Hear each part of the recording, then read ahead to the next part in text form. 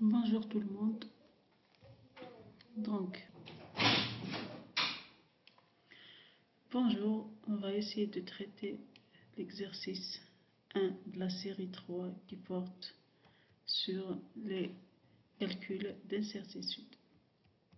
On va voir le protocole d'expérience. Donc, l'énoncé de l'exercice: pour déduire expérimentalement la loi de la chute libre en mesurant les durées T prises par une baie métallique pour parcourir une hauteur verticale H. Les mesures obtenues sont les suivantes. Vous avez de T1 jusqu'à T4. Ça, c'est les questions. Donc, si on voit l'expérience, donc à une hauteur H, on jette une bille, on mesure le temps qui met cette bille pour parcourir la hauteur H. On obtient on refait l'expérience plusieurs fois, donc on obtient les valeurs de T qu'on vous a données. Donc on remarque ici, afin de mesurer le temps T, on a utilisé un instrument de mesure qui est le chronomètre. Donc T est une mesure directe. Donc la mesure directe, c'est une mesure qui utilise les appareils de mesure pour obtenir sa valeur.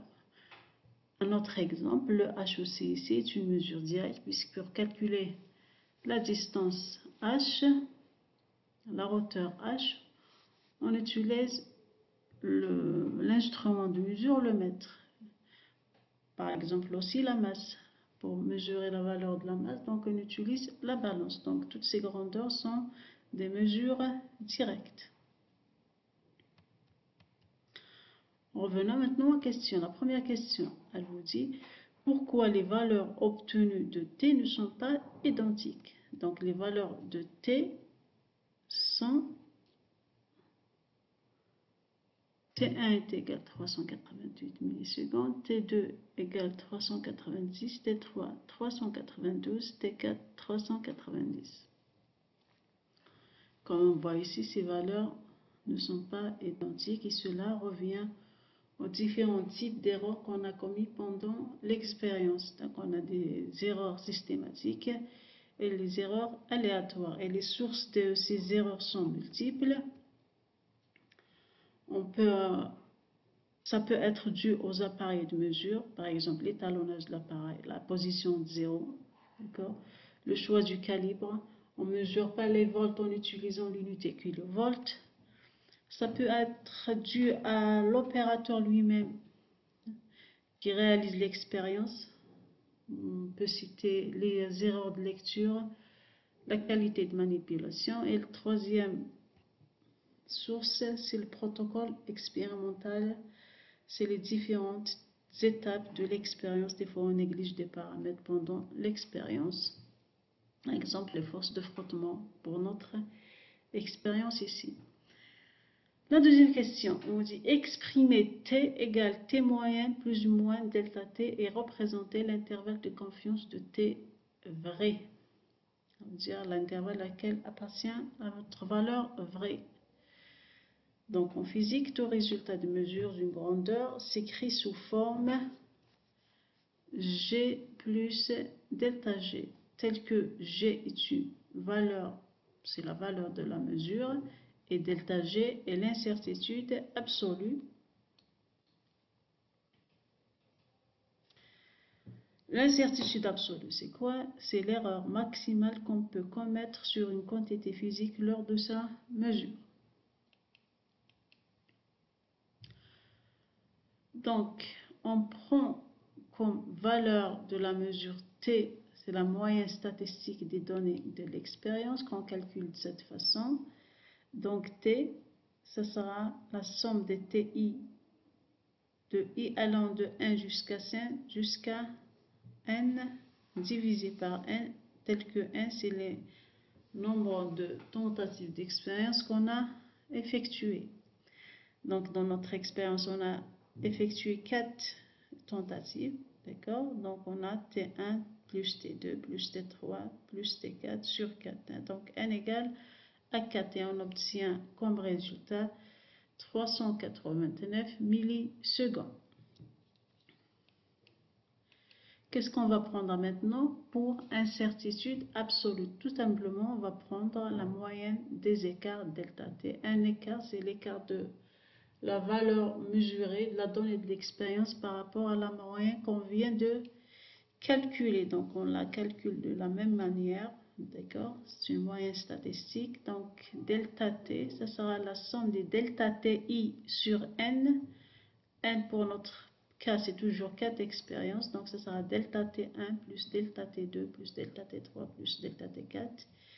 Donc, on a dit delta ti, c'est T1, c'est T1 moins T moyen. Bien sûr, on prend en valeur absolue, sinon toute cette somme va nous donner 0. Donc, sur 4, on fait les calculs, on obtient 2 millisecondes. Donc, on a obtenu la valeur de T, c'est T moyen. On a obtenu la valeur de l'incertitude absolue, c'est la moyenne des écarts. Donc, on écrit maintenant T sous cette forme. C'est sa valeur plus ou moins l'incertitude absolue, donc est égale à 389 plus ou moins 2 millisecondes. Maintenant, calculons l'intervalle de confiance de T.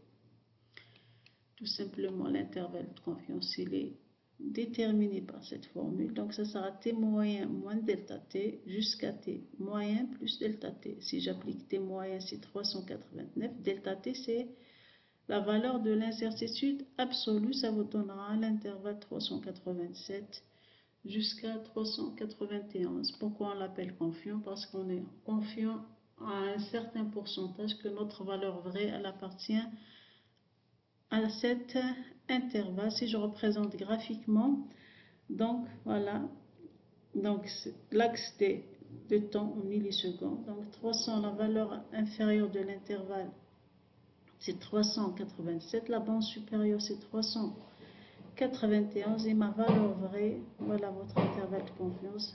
J'en suis sûr que la valeur vraie, je suis confiant de dire à certain pourcentage que ma valeur vraie, elle appartient à cet intervalle. Troisième question, on vous dit, sachant que la loi de la chute libre est donnée par h égale n demi de gt carré, calculez les incertitudes absolues delta g et relatives delta g sur g, et vous avez les données, on vous donne la hauteur, c'est h est égal 75 plus ou moins 1 cm, la durée t, c'était moyen. H c'est 75, c'est pas la valeur qu'on vous a donnée, donc vous corrigez la valeur de h ici. Donc, on va calculer les incertitudes absolues delta G et relatives delta G sur G. Tout d'abord, donc ici on a le H. On vous demande de calculer les erreurs sur les incertitudes sur G. Donc, on doit déterminer la formule qui donne G. Donc, on a H est égal à 1 demi de GT carré. Avec un simple calcul, d'accord, on obtient G égale 2H sur T carré. On voit ici que pour déterminer la valeur de la grandeur G, on n'a pas utilisé un instrument de mesure, mais on a utilisé une formule physique qui est en fonction des grandeurs T et H que j'ai déjà mesurées par des instruments. Donc G, on l'obtient à l'aide de formules physiques. La formule précédente, c'est G est égal de H sur T carré. Donc G, je l'obtiens à l'aide d'une formule physique qui est fonction de T et H. Dans ce cas, on dit que G, la mesure de la valeur de G est indirecte. Donc G est une mesure indirecte. Donc, pour calculer les incertitudes sur une valeur de mesure indirecte, donc on a le choix entre deux méthodes. La première méthode, c'est la méthode de la différentielle de la fonction logarithmique, la fonction de G, et la deuxième méthode, c'est la méthode différentielle totale de la fonction G. Donc nous, on a opté pour la première méthode, c'est la méthode fonction différentielle de la fonction logarithmique de G. Donc, on a G égale 2H sur T carré. on applique la fonction logarithmique. Donc, ln du premier membre est égal à ln de second membre. ln de g est égal à ln de 2a sur t carré. En impliquant ou en utilisant les propriétés de ln, on obtient c'est ln de 2h moins ln t carré. La même chose, on utilise les propriétés de ln, je simplifie l'écriture, donc j'aurai c'est ln de 2 plus ln de h moins 2 ln de t. On dérive les deux membres de l'équation précédente, donc la dérivée du membre gauche est égale à la dérivée du membre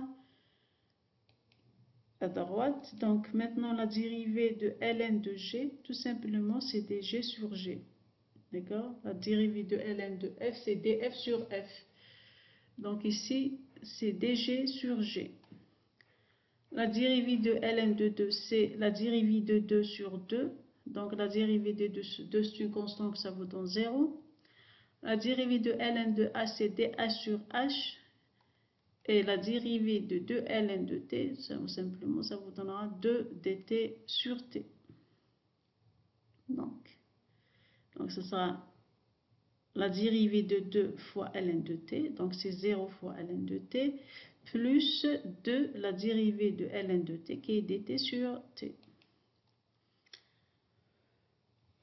Après qu'on a dérivé notre fonction, maintenant on introduit la notion d'incertitude. Donc là où il y a le d, je le remplace par le delta. Là où il y a le moins, je le transforme en plus parce que je sens, puisque j'ai une fonction de h et de t.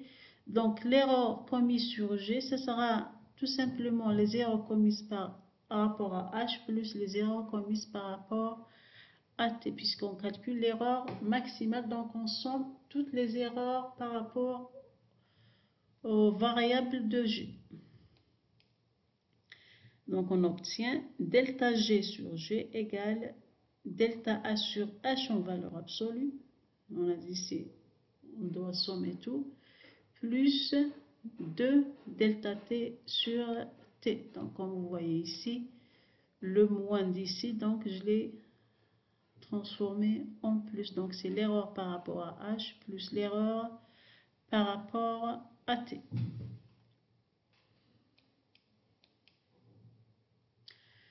Donc l'incertitude absolue tout simplement. Donc ça sera delta h sur h plus 2 delta t sur t fois g. Donc pour calculer le delta h je l'ai, le delta de t je l'ai déjà calculé, la valeur de h je l'ai, le t je l'ai. Donc il me manque la valeur de g, donc je dois la calculer. Donc calcul de la valeur de g. Donc j'ai la formule qui donne g. G est égal de h sur t carré. Les valeurs de h et de t on les a. Donc bien sûr on les convertit en système international. Donc h est donné en centimètres, je le convertis en mètres. Et t est donné en millisecondes, je le convertis en secondes. Donc ça vous donne un calcul, un résultat de 9,9 mètres secondes moins 2. Je remplace dans delta g, donc j'obtiendrai delta g est égal à 1, c'est le delta h, 75 c'est la valeur de h, le delta t on l'a trouvé c'est 2 et la valeur de t c'est 389 fois g c'est 9,9, donc on obtient 0,233, d'accord. Les incertitudes absolues, on lui donne toujours un chiffre avec un seul chiffre significatif. Donc je dois arrondir, puisque c'est une erreur, donc c'est une erreur maximale, donc je dois arrondir toujours par excès. Donc quand on calcule les erreurs, les incertitudes, on arrondit par excès. Donc ici, après le 2, c'est le 3, donc j'applique les règles d'arrondissement, donc je dois écrire 2, mais non, puisque c'est une erreur que je calcule ici, c'est l'incertitude absolue, donc j'arrondis par excès, donc le 2, je rajoute une unité, ça deviendra le 3. Donc ici, j'ai un seul chiffre significatif. Donc ça me donnera 0,3 millimètres par seconde carré. Donc en conclusion, comme on a fait toute grandeur physique, donc ça sera sa valeur plus ou moins la valeur de son incertitude absolue. Donc ici, G, on l'écrit 9,9 plus ou moins 0,3. Comme vous voyez ici, c'est toujours le même nombre. La précision, c'est la même pour la valeur et pour son incertitude. Donc on obtient 9,9 plus ou moins 0,3 millimètres par seconde carré. Maintenant, on va calculer l'incertitude relative. L'incertitude relative, tout simplement, en ajoutant la précision de la mesure. C'est delta G sur G. Donc, j'applique delta G sur G. Ça sera 0,233 sur 9,9. Ici, comme vous voyez, je n'ai pas pris la valeur arrondie, mais j'ai pris les valeurs exactes. D'accord? Puisque c'est un calcul intermédiaire ici. Dans les arrondissements, on les fait toujours vers la fin des calculs, dans le résultat final. Donc, ça vous donnera sur 9,9, ça vous donnera comme valeur 0,0235. Donc, ici, dans l'incertitude relative, donc on l'écrit en général avec deux chiffres significatifs. Donc, j'arrondis à 0,024. Donc, ce qui donne une précision delta G sur G fois 100, ça vous donnera 2,4%. Donc, c'est ça la précision, tout simplement, c'est l'erreur relative fois 100. On peut écrire ça, donc G, on peut dire que on a G est égal à 9,9 mètres par seconde carré à 2,4% près. Merci.